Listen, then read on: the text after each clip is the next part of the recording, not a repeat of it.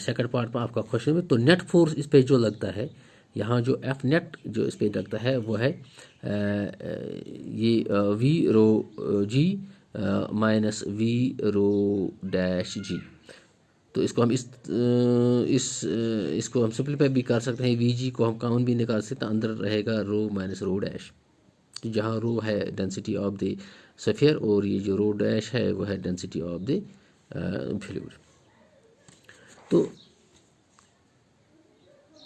तो बाद में ये जो स्फीयर है इसको ये जो इस नेट फोर्स के हिसाब से नीचे गिरना शुरू होता है, तो यहाँ एक पोजीशन पे यह पहुँचेगा। तो यहाँ जो ऊपर इसका जो बायट फोर्स पे काम करता है वी रो डैश जी, और नीचे वाला जो है वी रो जी, तो यहाँ एक नेट फोर्स इस पे जो काम करता है वो नेट फोर्स यहाँ इस पोजीशन पे जाके जब इस पे बायट फोर्स भी काम करता है तो ये इक्विलिब्रियम में आता है। तो इस पर ड्रैगिंग फोर्स भी काम करता है यहाँ, जो स्टोक्स हमें कह रहा है। तो जो ड्रैगिंग फोर्स यहाँ इसको ऊपर की डायरेक्शन में खींच रहा है।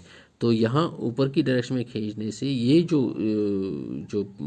स्फीयर है ये इक्विलिब्रियम में आता है। तो इसमें जो है इस टाइम पे जो वेलोसिटी काम करती है वो है वी टी, उसी को हम कहते हैं टर्मिनल वेलोसिटी। तो एक्सेलरेशन जहाँ थोड़ी बहुत एक्सेलरेशन, तो यहाँ जितनी एक्सेलरेशन कम होती जा रही है तो स्पीड उसकी वेलोसिटी उसकी बढ़ती जा रही है। तो इसको इस सिचुएशन को हम यहाँ एक ग्राफ पे समझने की कोशिश करेंगे। अगर हम ये लेंगे इसकी एक्सेलरेशन जो है इस स्फीयर की, तो ये जो है ये इसकी स्पीड है। तो यहाँ इस पॉइंट पे एक्सेलरेशन थोड़ी बहुत है, तो यहाँ मान लीजिए इसकी स्पीड 0 है। तो जो ही एक्सेलरेशन की नीचे जाते कम होती जाती है तो यहाँ इसकी स्पीड जो है वो बढ़ती जाती है। तो एक स्टेज पे पहुँच के जो इसकी एक्सेलरेशन बहुत कम होती है तो ये इस पॉइंट पे पहुँचती है। तो मान लीजिए इस ग्राउंड लेवल पे पहुँचती है, इस पॉइंट पे पहुँचती है। तो इस पोजीशन पे इस पे जो स्पीड जो है यहाँ वो यहाँ जो इस पोजीशन पे रहेगी, वो इस पोजीशन पे अब जो स्पीड रहेगी वो अब कांस्टेंट रहेगी यहाँ, क्योंकि यहाँ एक्सेलरेशन जो है वो बिल्कुल नेग्लिजिबल है इस पॉइंट पे इस स्फीयर की।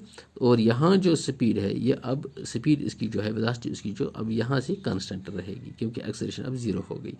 तो उसी को हम ड्रा करके यहाँ यही जो वेलोसिटी है इस वेलोसिटी के हिसाब से अब ये नीचे ग्राउंड पे सतह पे आएगा, तो उस वेलोसिटी को हम कहते हैं टर्मिनल वेलोसिटी।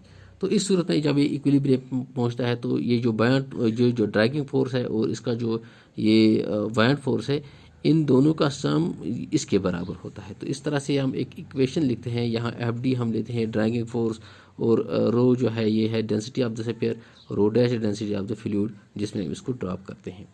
तो इस तरह से ये जो है F D V rho dash G के बराबर है वी रो जी।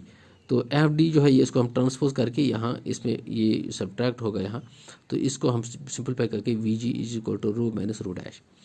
तो ये जो ये जो ड्रैगिंग फोर्स है ये बराबर होता है 6 पाई ईटा वी आर, जहाँ वी जो है वो है इस स्फीयर की जो वेलोसिटी है, और ईटा जो है वो है coefficient of viscosity of the liquid, coefficient of viscosity of the liquid. जिस तरह से यहाँ इस एयर में जो एटमॉस्फेयर इसकी जो विस्कोसिटी बिहेवियर काम करता है, इस तरह से यहाँ ये पानी ये लिक्विड इस पे काम करता है। तो ये जो है ये है coefficient of viscosity of the liquid.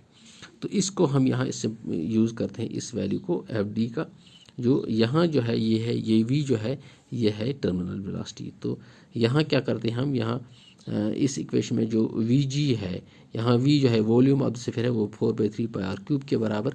तो यहाँ जी रो माइनस रो डैश, तो यहाँ जो है पाई के साथ कैंसिल होगा, और आर जो है ये क्यूब के साथ यहाँ स्क्वायर रहेगा। तो इस तरह से हम यहाँ जो टर्मिनल वेलोसिटी हम लिखते हैं, तो इसको हम ट्रांसपोज करके इसके डिवीजन में लिखते हैं 6 ईटा। तो यहाँ इसको ये 2 3 6 2 2 4, तो यहाँ ये बनता है R square G rho minus rho dash. तो टर्मिनल वेलोसिटी की जो एक्सप्रेशन बनती है वह है V T terminal velocity is equal to 2 R square G rho minus rho dash divide by 9 eta. तो ये एक्सप्रेशन है किसी भी चीज़ की टर्मिनल वेलोसिटी निकालने के लिए हम ये एक्सप्रेशन यूज़ करते हैं। This is all today students, thanks.